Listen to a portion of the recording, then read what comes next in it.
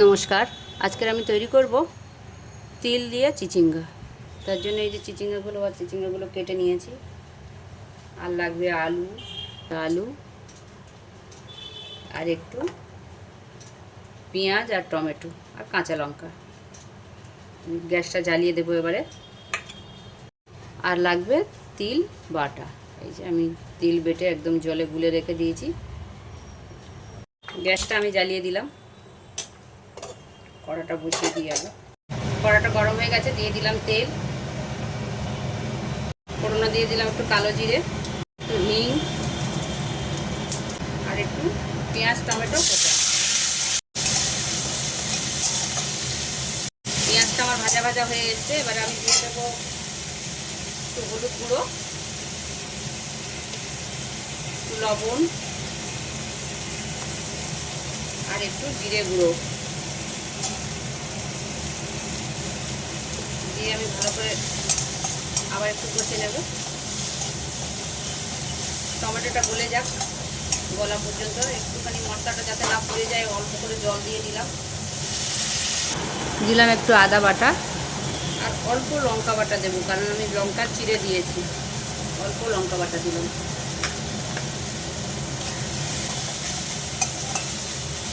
এবার আমি দিয়ে দেবো আলু।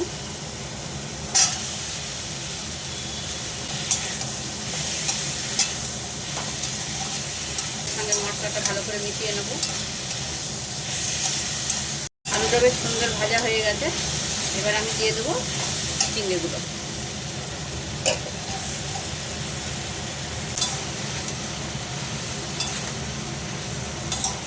চিংড়ি দিয়ে একটু বেশি কষিয়ে নেবো বেশ ভালো করে। আগে অল্প লবণ দিয়েছি, এখন একটু লবণ দিলে আবার চিচিঙ্গা থেকে জল উঠতে পারে। লবণ আমি পরে দেবো।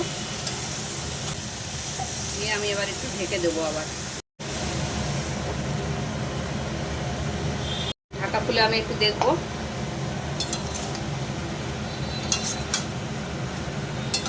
চিচিঙ্গা থেকে বেশ জল বেরোচ্ছে মনে হচ্ছে, কারণ জল বেরোচ্ছে। হ্যাঁ, অনেকটাই জল বেরিয়েছে। আমি ঢাকা দিয়ে রাখবো, এতেই সিদ্ধ হয়ে আসবে, তাহলে অসুবিধা নেই। কষতে কষতে যদি সিদ্ধ হয়ে আসে তাহলে জল কম দিতে হবে। আমি আবার ঢাকা দিয়ে দিলাম। আমি ঢাকাটা খুলে ফেললাম। মনে হচ্ছে হয়ে গেছে। কড়াটা কাঁচি দিয়ে ধরে দিলাম। এবার আমি দিয়ে দেবো একটু জল। সুন্দর কষানো হয়ে গেছে। জল অল্প করে দেব।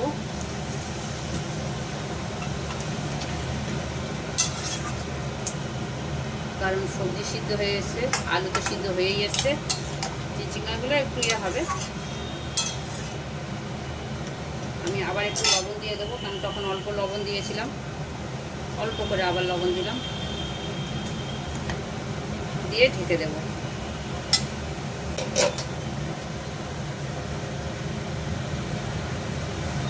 ঢাকাটা আমি খুলে নেব। তরকারিটা সিদ্ধ হয়ে গেছে।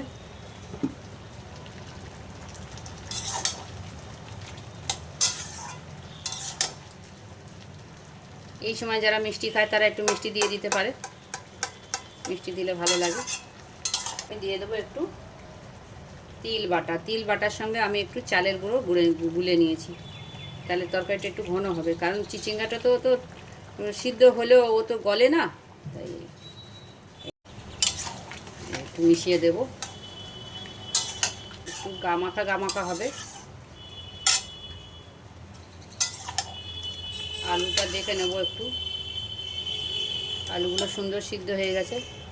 এখন আলু একটু কেমন দেখে না নিলেই একটু কেমন ঘুঁটে ঘুঁটে মতো, শক্ত শক্ত আর কি, গরুর ঘুঁটে যেগুলো হয় সেরকম।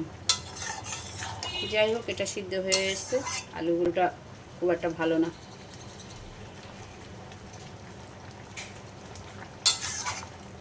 আর একটু আমি ঢাকা দিয়ে রাখি, আলুটার মধ্যে মশলাটা ভালো করে ঢুকে যাক, তিল বাটাটা।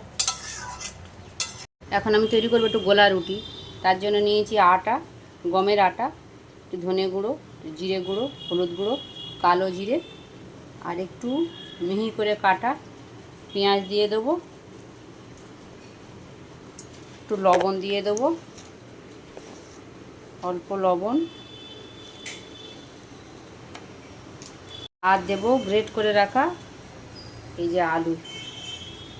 তরকারিটাও হয়ে গেছে, ঢাকা খুলে নিলাম, নিয়ে একটু নেড়ে দেখবো তলা লেগে যাচ্ছে কিনা। তলা লাগছে না, যেহেতু চালের গুঁড়িটা অল্প দেওয়া আছে তো লাগছেই পরে। নামিয়ে দেবো তরকারিটা, গা মাখা হবে। ভাত, রুটি, পরোটা সব কিছুর সঙ্গে খুব সুন্দর লাগবে। আমি আজ সকালে একটু গোলা রুটি করে নেব, রুটি করার আর টাইম পেলাম না। নামানোর আগে একটু গোলমরিচের গুঁড়ো ছড়িয়ে দিলাম, একটু গোলমরিচের ঝাল। নামিয়ে ফেলেছি তরকারিটা। একা হাতে তো নামানো দেখানো যায় না, তাই নামিয়ে নিয়ে দেখাই। করে খেয়ে দেখো কেমন হয় তিল চিচিঙ্গা। আমার তো ভালোই লাগে। নিরামিষ মানে চিংড়ি মাছ না দিয়ে আর কি, পেঁয়াজ দিয়ে। আর এইদিকে আমি এটা ঘেঁটে নেবো। এইবারে আমি এই ছোট্ট হাতাটা দিয়ে সব কিছু রেডি করে নেবো, মাখিয়ে নেবো এটাকে। অল্প অল্প করে জল দিয়ে আমি ব্যাটারটা তৈরি করে নেব এইভাবে। আলুটা দিলাম কি শুধু আটার না হলে অনেক সময় তাওয়ার গায়ে থেকে উঠতে চায় না গোলা রুটিটা। একটু আবার অনেক আগে করে ভিজিয়ে রেখে দিলে হয়তো কেমন হতো, ওই জন্য একটু আলু দিলাম, তাড়াতাড়ি উঠে যাবে।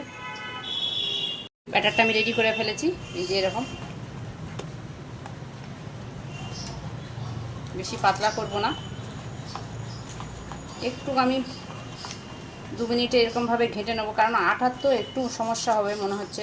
এতে একটু ময়দা বা চালের গুঁড়ো পড়লে ভালো হতো, কিন্তু দেবো না, শুধু আটারই করব রুটির মতো করে। একটু মশলা মশলি দিয়ে দিলাম। এটা আমি একটু চালের গুঁড়ো বা ময়দা দিলে খুব সুন্দর তুলতে পারি, গাজে জানি না আটা দিয়ে কতটা কি করতে পারবো, দেখা যাক কি হয়। লবণটা কিন্তু ব্যালেন্স করে দিতে হবে, যে যতটা লবণ খায়, কেউ কম কেউ বেশি। আমাদের একটু লবণ কম খাওয়া হয়। অনেকে আবার এটা মিষ্টি মিষ্টি করে, তাহলে পেঁয়াজটা দেয় না, একটু মিষ্টি দিয়ে দেয়, মিষ্টি গোলা রুটি হয় আর কি।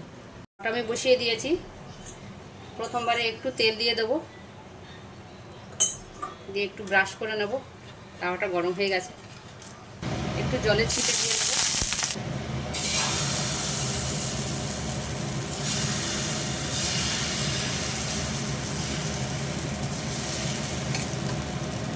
গ্যাসটা বাড়িয়ে দিলাম, গ্যাসটা কমিয়ে দিয়েছিলাম। ছোটো ছোটো করে করবো। 2 মিনিট ঢেকে দিলাম আমি। ঢাকাটা আমি খুললাম, খুলে আমি দেখব এই যে কি সুন্দর উঠে গেছে। এই যে উল্টো পিট করে দিলাম, গ্যাসটা কমিয়ে দিলাম। খুব সুন্দর হয়েছে। এই আলু দেওয়ার জন্য কিন্তু কোনো রকম ঝামেলা হলো না। আমি তুলে নিলাম, গ্যাসটা দিয়েই আবার একটু ঘষে দেব, দিয়ে আমি পরেরটা আবার দেব।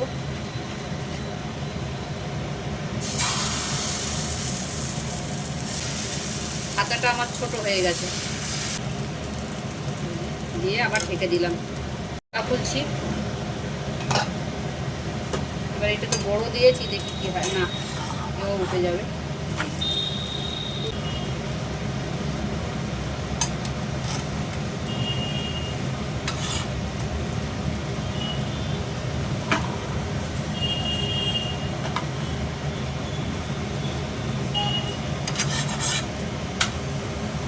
এইভাবে আমি সবগুলো ভেজে নেব।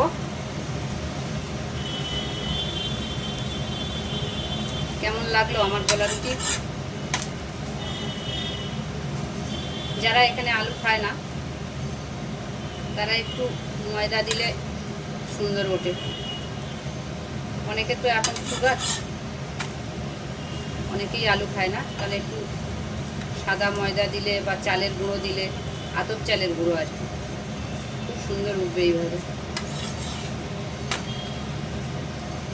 আর লবণটা ব্যালেন্স করে দিতে হবে, ওটা স্বাদের জন্যে। আবার এটা লবণ কম হলেও অনেক সময় আটারটা যদি হয় তাহলে ওঠে না। লবণটা ব্যালেন্স করে দিলে খুব সুন্দর উঠে যায়। এইভাবে আমি প্রত্যেকটা করে নেব। লুচিগুলো আমার এরকম সুন্দর উঠেছে। এই যে আমাদের দুজনের 4টে হয়ে গেছে, ব্যাস এখন খেয়ে নেবো গিয়ে। এরকম করে খেয়ে দেখো কেমন লাগে সবাই।